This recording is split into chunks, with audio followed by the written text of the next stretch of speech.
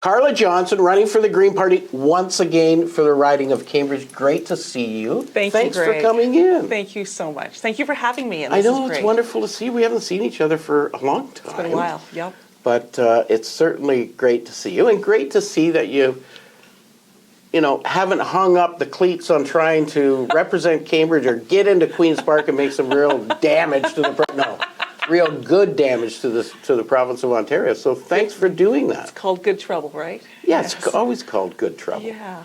Yeah. But walking around, you must be really excited at 6 a.m. when your alarm goes off to get outside and jump into those snowbanks and go traipsing around the city. Is that fun? Well, it depends how you define fun. If we're kind of laughing a little bit, we'll laugh at it. Yeah. It's quite the thing. It's a huge obstacle, to be frank with you. It's a huge obstacle. Even this morning, it was an obstacle. My husband got up this morning. He thought he was driving to Pickering, and then he was like, nope, I'm driving to Guelph. It's like, we can't do what we need to do. Yeah. And it's too bad that this was called in the wintertime. Yeah, actually had another candidate from another party and another riding in the other day, and he actually asked me the question, when was the last time there was an election in the wintertime? And actually it was, and I can't remember the year now, but it was when Stephen Harper won his first minority government, was actually the election day, I think was January the 25th. So that would have been a midwinter election. That would have been a federal midwinter election. Yeah. Okay. Because I know somebody did a little bit of research on provincial election. They said the last time we had a winter provincial election was 40 years ago. Yeah.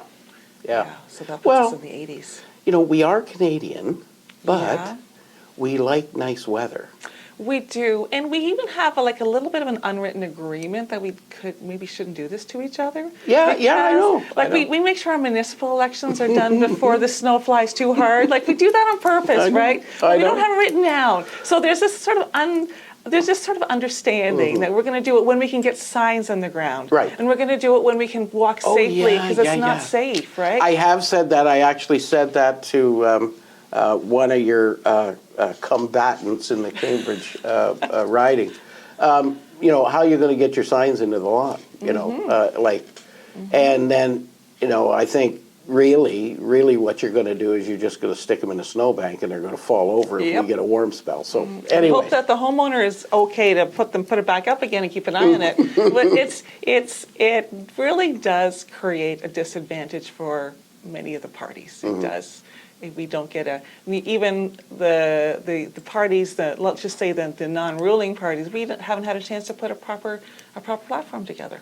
Yeah. Right? Yeah, so it comes right out of the blue, right? People want to ask specific questions about our platform, and I can only talk in generalities. Yeah. And I don't have, the last election, we had a good run up to it. We had the platform months in advance. I read that thing, highlighted it, committed parts of it to memory. I knew the platform really well and could address it happily. And now I can that was 2022. That platform came out in 21, in fact. Yeah. And now I'm there's so many things to talk about, and we haven't had a chance to put a real. And the Greens are always ensure that they put together a fully costed platform too. We don't just saying nice phrases and throwing those out there. We actually like to look at what's this going to cost. Let's talk about that. Let's talk about the impact of that, and lay that out as part of our platform. So we really do, as Greens, put an enormous amount, months and months of work into our platform. Yeah. So we don't get to do that this time. So now you and I can just talk about That's generalities, which is great. That's actually. what we're There's a lot do. of important generalities. Yeah. So in general, yes, the Premier says that this election was about tariffs. What about tariffs was it that caused him to react to a provincial election call?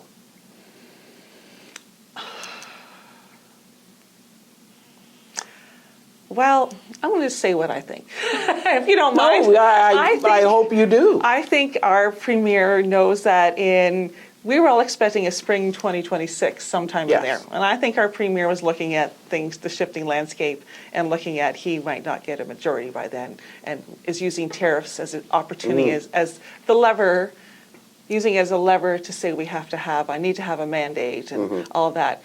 what bothers me is that he uses a mandate to bring an election, a snap election in the middle of a very cold winter, when he's never released any of his mandate letters. So to me, it's like, oh, we're using this need for a mandate, but I'm actually never going to show you my mandate. And I just think there's something wrong with that. Yeah.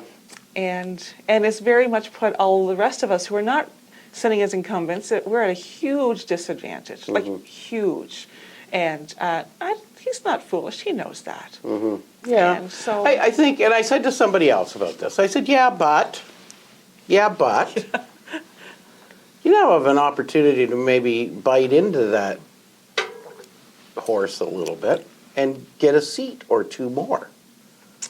maybe. Right? That So would be, yeah. there's always opportunity Sure. when things like this come along. So, you know, I guess, you know, to a great degree, yeah, I would probably say to you that the Premier was probably looking at saying, oh, this is my advantage.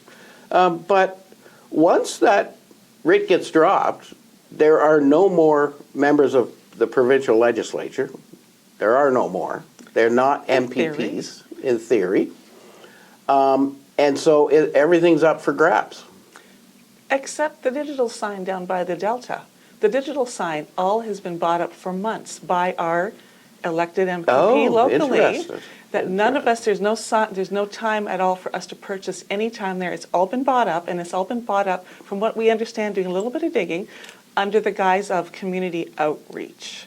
I noticed that you are on the Chamber's digital Yes. And I love it because it faced north and south. Yes. And I've had a number of people text me and send me messages going, I saw you on the Chamber sign. And they didn't say, why did you put your high school graduation picture up there? You actually put your picture up there.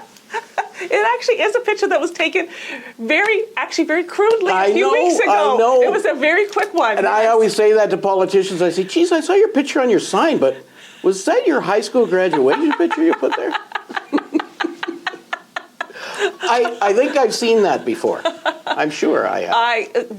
I've been told by other people in this realm that, you know, you want to find that young picture of you from way back when, even if it's 20 years old, put that one up. And I just feel like, that just doesn't feel right. Like, no. I don't care. I'm like not trying to pretend like I'm in my 20s, 30s, or even my 40s anymore. I am who I am, you know? Yeah, glamour shots probably shouldn't be on election material. And to be honest with you, I love my photo. I think it's great. Yes, it's great. Like, I do too. I think it made, and honestly, it was just taken in the most very simple way just a few weeks ago. That's awesome. Yeah, I'm like, hey, this one worked. Let's use it. Anybody that's driving by can look up and say, that is actually a recent picture of Carla Johnson running for the Green Party here in Cambridge. That's awesome. Carla, we've got some big challenges ahead. You know, we know there are still issues with our healthcare system, and we'll come to that in a minute. I'm going to just go back to the previous question. Oh, sure. I'm going to go back to the sign of the Delta, because it's a little Go ahead. Because our city MPP has purchased up all the leftovers time on it, has purchased up a year in advance. It's under the understanding of this is part of his community outreach. Yeah. And that means those are my tax dollars that are paying, and it's basically a form of advertising. It's to me, there's something, like you say, there's no sitting MPPs, but there are some that they got a big footprint, and they've taken all the leverage they can to make a big footprint and make it hard to even get in there. And we're slipping and sliding on ice trying to get a little bit of attention, right? And so that's the kind of games that I think should not happen. Yeah, I firmly believe that that election rules and those kinds of things are you know, it's politicians that create those rules and pass that legislation, and why would they want to slit their own wrist, so to speak, right? So they don't want to, and I agree 100%. I think that's, you know, that's part of the problem. If politicians are doing that, it's almost a conflict for them to even be making the rules. Somebody else should be making the rules, and an independent inquiry or whatever it happens to be, to say this is what you're going to follow. So this actually brings me down to why I'm green. In my career, I worked as a teacher in the school board, and the school board runs on chain of command. The director makes the decisions, everyone follows it down. The Ministry of Education, I should say, makes the decisions, or the Government of Ontario tells the Ministry of Education, who tells the director, who tells the superintendents, who tell the principals, who tell the teachers, and then the teachers have to tell the students. It's all chain of command, and the way information, you know how chain of command works. Of course. The Green Party doesn't have chain of command, so all the Green Party policies are all generated by the Green Party members. So if you go to a Green Party convention, and this ties into politicians making choices that are in their own best interest when they have the opportunity. So the Green Party, if you go to a Green Party convention, the leader sits at the back and is one vote. There's a group of moderators at the front, so people bring forth ideas. A lot of Green Party members will bring ideas that they've been mulling over for months, and maybe they've even brought them before and have reworked them. We bring them to the convention, they're worked at the table, they're reworked, they're voted on. The convention, the Green Party members decide on the policies. The leader's job is to ensure that those policies are followed through. So if on some wonderful occurrence, we end up with a Green Premier, we end up with Mike Schreiner as Premier. If Mike Schreiner does not follow through on Green Party policies that the members have put in, the Green Party can pull Mike Schreiner from his position. Ooh. It's democracy from the bottom up. And this is why I'm green, because I see chain of command being very problematic and leading to corruption. Even when the best of intentions are there, it leads to corruption. It leads to allowing for inequities. So that's why I'm green. And I fully am aware of where I stand in the polls. I understand exactly where the Greens are in the polls. But for me, I'm running to talk about these important things, which is why when we have somebody who's sitting as a premier or a prime minister, even Justin Trudeau as the leader, because leader, how they're defined in that party, is the leader gets to he got to decide if or when he was ever going to step down. It was his decision alone. Even though many people were telling him there's time to step down, it was his decision to make alone. In the Green Party, it's not the leader's decision, it's the party's decision. Am I going to pretend like it's perfect to run democracy that way from grassroots? It's not perfect, it's a little bit messy, but it is more democratic, and it is more justice-based. Yeah, and you know, there's no question about it. There probably individuals could come up with great arguments as to why it's a problem. Some of them might point to the MAGA enterprise going on south of our border and saying if Donald Trump's getting all of his ideas from the grassroots, they're bad ideas.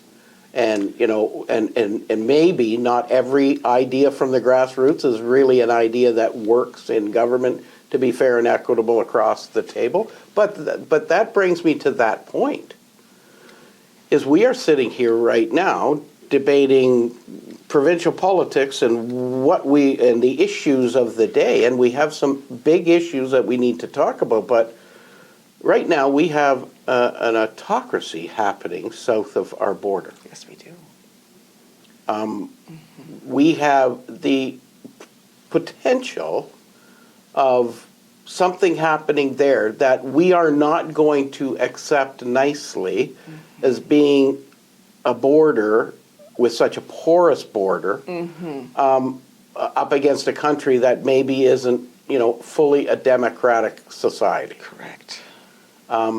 So, That right. you know, maybe when we look at, you know, all of the turmoil that's happening in Canadian politics, both provincial, having an election, federal, you know, we don't know who the leader is, will be, who knows what's happening. Maybe it is time that we all get prepared for something bold and unusual happening south of our border, and we need to do some smart things to protect us and our economy. I always get a little bit worried about that when I see what's going on. I do too. What I thought was really interesting when we were certain the tariffs were coming, what I saw in the community and the people around me and just the voices, even in our own media, was a sense of like, oh my gosh, we are going to hunker down and we're going to barrel through this. Was the sense of we don't know what we're going to do, but we are going to barrel through this and we're going to make this work. But just an enormous amount of fear, worry about how we're going to make this work. Yeah. I think it's pretty, you know, unanimous. We don't want to be the 51st state 100%. or any state for that matter. Even if we were to change the number and maybe call us number one, that wouldn't matter.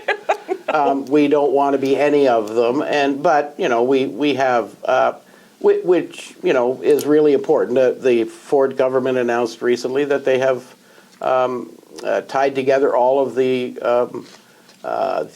relationships with our indigenous communities up to the Ring of Fire, where now a road can be built, where now we can extract the resources that are probably the most plentiful resources of critical minerals on the planet.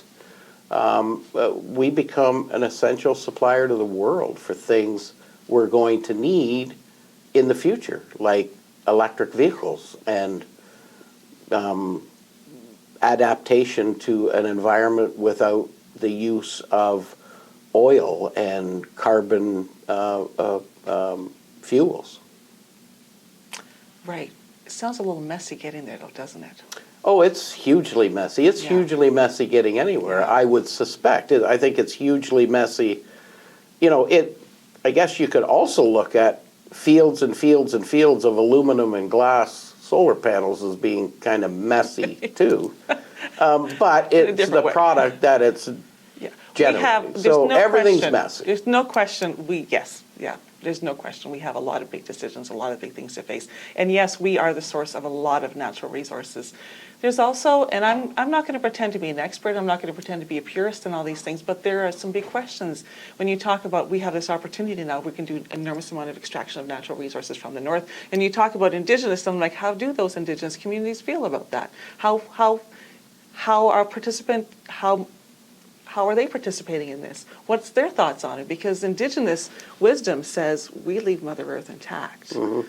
And we leave Mother Earth intact. Yeah, and I think really what happened was, because I had questioned a minister of mine's a year ago about progress on the Ring of Fire, because we've been talking about it for 20 years.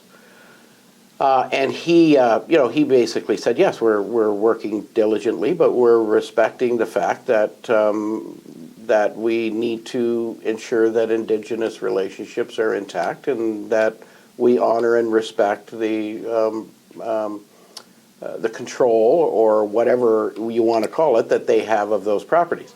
I think really, quite frankly, what happened was Donald Trump. I think the indigenous people would rather be cooperative with the governments they know versus the devil that's so because I can tell you, I don't think Donald Trump would worry too much about having signed agreements and relationships with anybody to get at what he wants.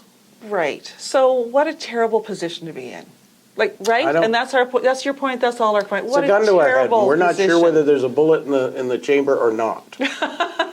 Yeah. Right? Because Donald Trump says one thing and means another and changes his mind and flips all over the place. But let's not go to an environment like that. Let's protect the environment that we have. We have some serious issues. We want to build 1.5 million homes in the next 10 years. 2 years ago, that's what the Premier said. We've never built homes at an aggressive pace like that ever in the past. Government can't do that. There is no single government on the planet that could come in and build 1.5 million government-funded homes for people who are looking for not affordable housing that's affordable. They can't do it. So you're going to need the private sector. How are you going to bring the private sector along when, to build a condo today, the condo developers are paying $170,000 in fees per unit before they even put a bulldozer on the property. How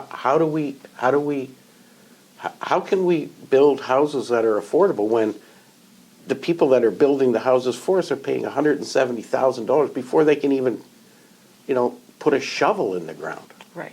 So that's our base starting price for the smallest. And I think that's way too much, because I know my first home that I bought was nowhere near $170,000. Right.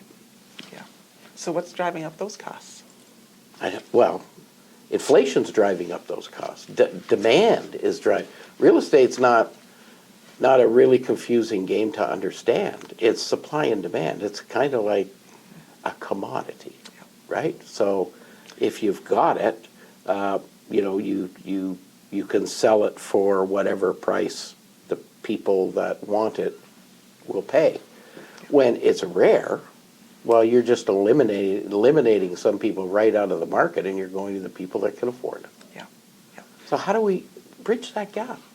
I think, first of all, there has to be government and private partnerships, because we know it was the 90s when our provincial government stopped building provincially funded accommodation. And in doing that, for a little while, the market was able to sustain it. The market was able to provide like low-income housing. Yep. It was, a little while, it was able to sustain it, but very quickly that started to fall apart. So there has to be a partnership. The government still has to be in the business of providing affordable homes for people. Has to be, because it's part of the job of government is to take care of the people. So the government has to be, so the government actually has to get back into the game of providing affordable homes for people. Yeah. And there's a lot of ways it can be done. And I'm going to go back to Mike Schreiner. Mike Schreiner's brought up the idea of allowing people to turn their homes into fourplexes, and that was turned down. Why would you be given a great idea that could very quickly provide some homes without having to build, without having to lay a foundation for a new condo? It's already there. The infrastructure is already there. And yet the sitting government said no. So to me, right now, there's no will to do it. There's no desire to do it. Why? That's a whole other thing that I don't understand. So I happen to live with a fellow who works in environment or engineering consultancy. He is in land development. That's what he does. I've lived with him for how many years now? 30. We've been together a long time. And I've watched him over the years. And when these talk about numbers, he says, we don't even have enough engineering firms, engineering consultants, the people to design these, to do the survey Basics, work. yes. We don't have the people. We don't have the people to do that. So, I mean, we have organizations like Habitat for Humanity, that they're doing everything they can scramble. We have Indwell. They're doing everything they can do. They're finding all these wonderful churches are participating. So it is all hands on deck. But we're in a problem because 30 years ago, the government dropped the ball. And no previous government has picked that ball up since. So we're in a really, really bad situation, and that was made kind of deliberately or neglectfully. And so for us to sit here and you talk to little old me, asking me how I'm going to solve this, I'm just going to say things need to be done, and they need to be done. It was actually the dismantling of the Ontario Development Corporation way back then that stopped some of this type of programming that was coming out of the provincial government. And we can't get nonprofit cooperative houses built anymore, which are still, I think, they're my favorite kind of supportive housing. Why can't we get them built? Well, I think there's no will to With get who? it done. I have no idea. I think it's... Can't be private developers because private developers build them, Yeah. right? So it's Private not them. developers, I mean... They want to build whatever they can build. Exactly. And they actually pride themselves on building beautiful accommodations, whatever kind people need. Yep. They're happy to build. I really think that's, and I've expressed those concerns along the way too, because back in the day, I always felt that, I know they weren't widely applauded by the neighborhoods that they went into. Yep. But 5 or 7 years or 10 years after they were in the neighborhood, those opponents came back and said, yeah, you know what, there really wasn't a problem. This happens so the fellow I live with, and this isn't about the fellow I live with, but I've learned enormous. So he also works in governance with Habitat for Humanity out of Heartland in London, which covers a big swath of southwestern Ontario.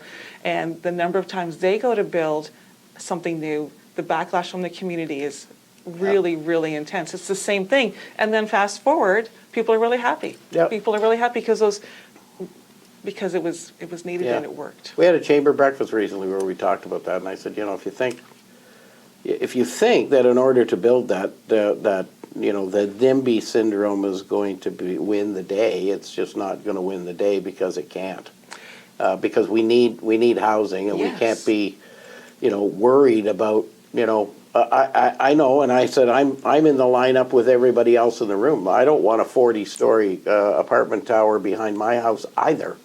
But, unfortunately, those are things that have to be done to maximize. We have to build We have to build in, not out, because that's where the people want to be. And we have to build up along transportation. Yeah, Along yeah, public exactly. transportation routes. Yeah. That just Yeah, makes because for- these are houses, affordable housing, individuals that are stepping up the ladder of life, and they need accommodation, but Yep. they also need access to transportation Yep. and those things, so they can get out of that and into whatever they want to go next. Or And- that they can just live life Or comfortably. live life They can for- enjoy their yes, place. They exactly. can take the bus and get to here or there, and they can have a nice. So Enjoyable. all of these things, that and even healthcare, and we'll talk a little bit about it if you want to, but here's what I tell everybody that comes in that is a politician or an aspiring politician.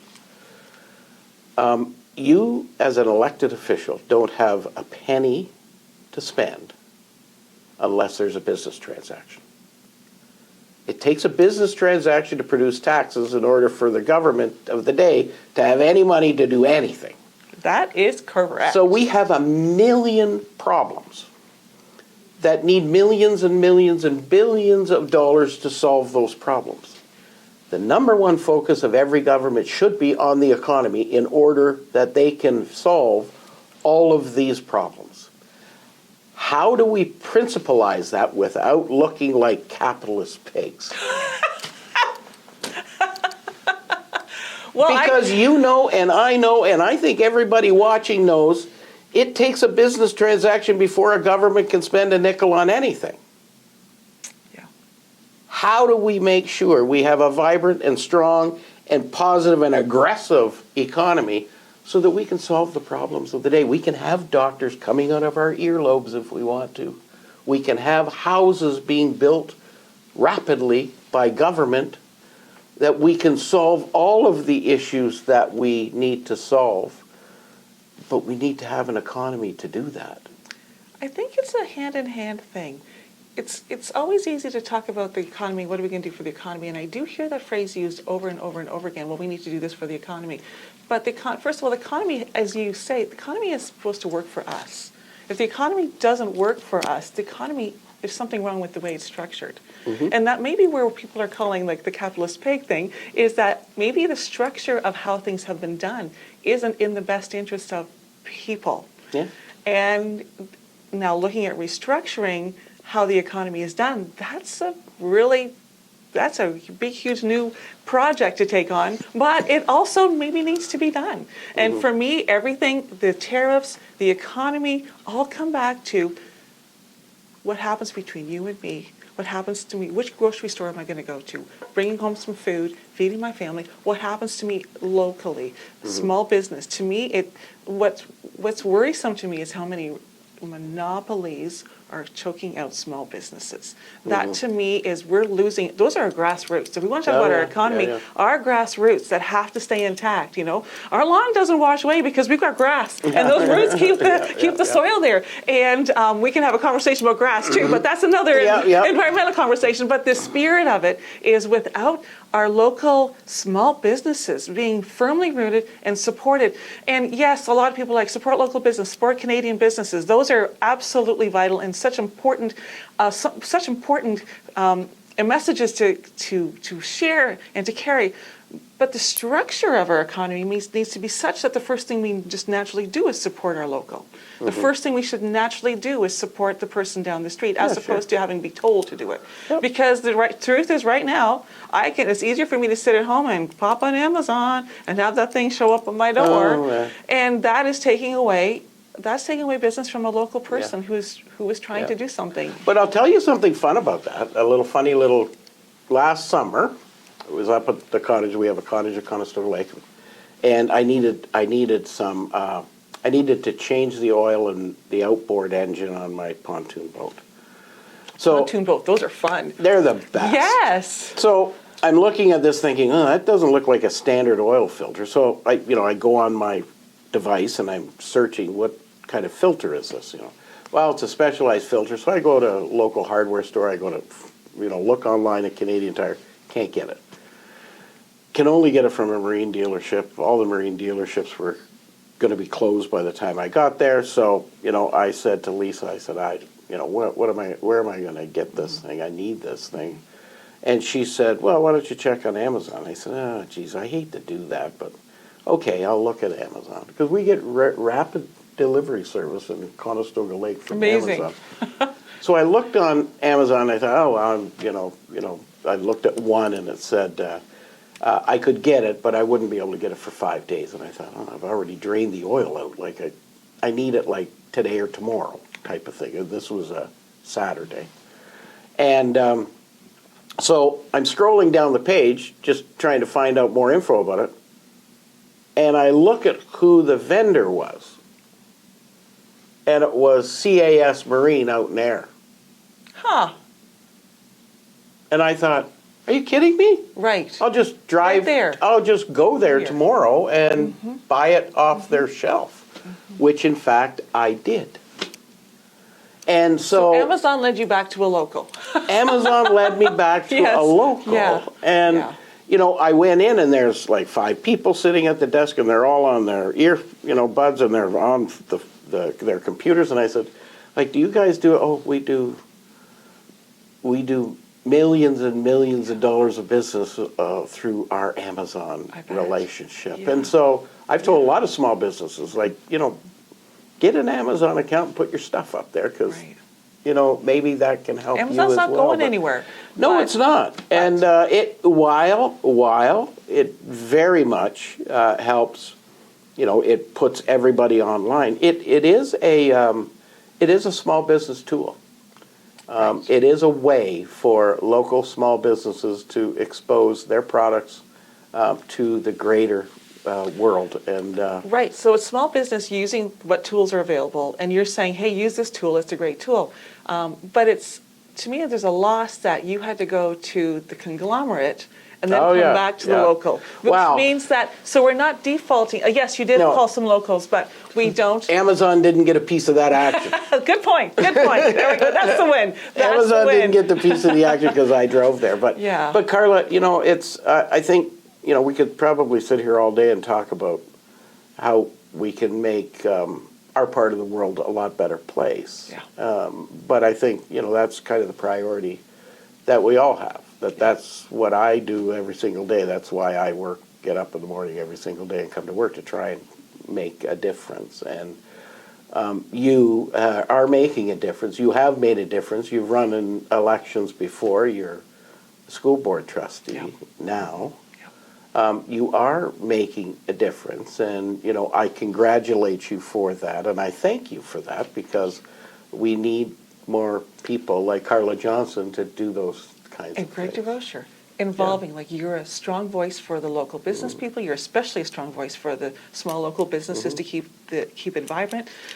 For me, my heart is going out, because I'm a retired school teacher, my heart is going to my school visits, going to the schools, seeing the principals, seeing the teachers, seeing the kids in action. It's about being there where everything is happening, not living in some comfortable office somewhere and being disconnected. It's about being connected to where the frontline work is happening, where the real work is happening. I talk about her as a trustee, and for the record, I did take an unpaid leave of absence because I didn't want there to be a conflict, any kind of conflict of interest. That's. But You didn't need to do that, but you did. Correct. I didn't have to, but I decided to, and. I just thought we work with kids, we work with families. I had a whole bunch of school visits lined up. I didn't want to go in and people think I was trying to with my school visits. Forget you still had your button on or something like that. Yes, right. Oops. I didn't want to do that. I didn't want to get into that. But I even talk about our board meetings, like those board meetings where we sit. It's just. I'm going to say it's the show. It's where we come and the big ideas are brought to us and we vote yay or nay. But that's not really where the real work happens. The real work happens in listening to what's happening. You sit. The real work happens when you go out and visit somebody who's struggling with something. You give them a hand. They just listen to them. They listen to you. That's where the real work is, right? And that's where the real work has to be in our community. And I'm going to bring it back. The real work of a local representative is not putting your face on the most expensive and obvious sign in town and calling that community outreach. Wait a minute. The most obvious sign in town is actually ours. Oh, yes, of course, yes. Our sign at the chamber actually has more views than the one at the Delta does. Thank you very much. My team did do some research on that, and they did say that. That is true. But, the second most. The second, that's fine. The second most. And it's landscape as opposed to square, but that's okay. But. And it was the first digital sign in Yes, it was. too. Yes. I remember. I was on city council when we approved that sign going up there. Okay. Yes, because I remember it happening, and that's like everybody a long was time ago. And how many people said there were going to be accidents because of it? Oh, everybody did. Yes. Everybody did. Everybody said that's terrible. That's disgusting. Why would you do that? Why? Well, it was new technology. I thought it was kind of cool. Right. Yes. It was like put TV shows on there. I don't care. I would have sat in the middle of the Delta. Let's put a Friends episode on there. Exactly. It would Everybody bring in a lawn chair. I think it would be fantastic. We got to embrace technology. Yes. Maybe we need to do that with your sign here. We need to have like a community You know what? party. Actually, we actually talked about that because you can get an FM connector where you could tune it to a certain, and you could actually hear it come over. That'd be a little scary though. Weird. Just weird. I kind of like that. We could put these segments on that. We'd have a lineup of traffic over the 401 watching Carla Johnson and Greg DeRocher in discussion. And they can just go down to Fast Eddie's, pick up a burger and some crazy fries, a lawn chair, sit there and be entertained for a little while. I think you got me onto something here. Okay, Carla. good. I like change, so that might happen. But why should Cambridge vote for you? Oh, what a loaded question. And not a loaded at the same time. Why should Cambridge vote for me? I absolutely, I love this city. I've been involved in the city. I worked as a teacher in the classroom for 30 years in this city. Okay, a little bit of Kitchener-Waterloo too, but this region, I know the families, I know what's going on. And I'm also really, really sad about the hardships that many people are living with right now. I'm deeply, deeply bothered by it. I'm really, really bothered by the fact that we had encampment. I know they're not perfect. I think people living there know they're not perfect, but that it got demolished. And for what? For where? Where are these people going to go? Every community. In fact, I was out in Halifax in the summer, and there was a tent encampment in their biggest park there too. Every city is dealing with people that don't have a place to live. Yeah. We have to start we have to start taking care of our most vulnerable. If we can't take care of our most vulnerable, what happens to it? It doesn't matter. It's like, getting back to religion, there was a religious leader that once says, if you don't take care of the least of these, you're not taking care of anyone else, right? And I think many religions have said something like that. If you're not taking care of our most vulnerable, our youngest, our poorest, our whatever, if we're not taking care of the people who need to be taken care of, then we're not working. It's not working. We're not doing our job. And so that's where my heart lies. My heart lies with the people who need to have government representatives who are going to take care of them, or try to take care of them at least. Yes, exactly. Try. Carla Johnson, it's been a couple of years since we ran into each other. I hope it's not a couple of years before we do it again, too. This was a great conversation. Call me up. Let's plan that lawn party, okay? Let's do that. We will. Let's we get will. that. You Thanks very much for coming in, and congratulations and good luck on the trail. Thank you so much. Thank you. Thank you for your time. You're lovely. Welcome.